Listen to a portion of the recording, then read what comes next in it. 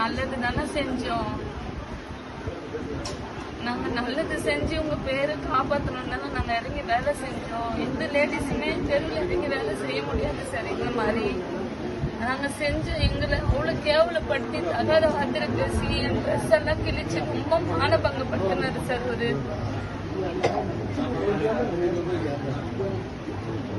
ஆனா back pain, head pain இருக்கு, ரொம்ப பெயினா இருக்கு சார்.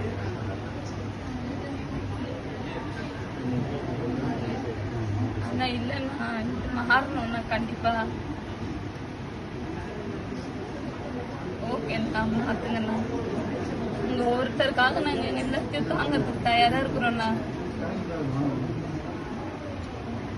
கண்டிப்பா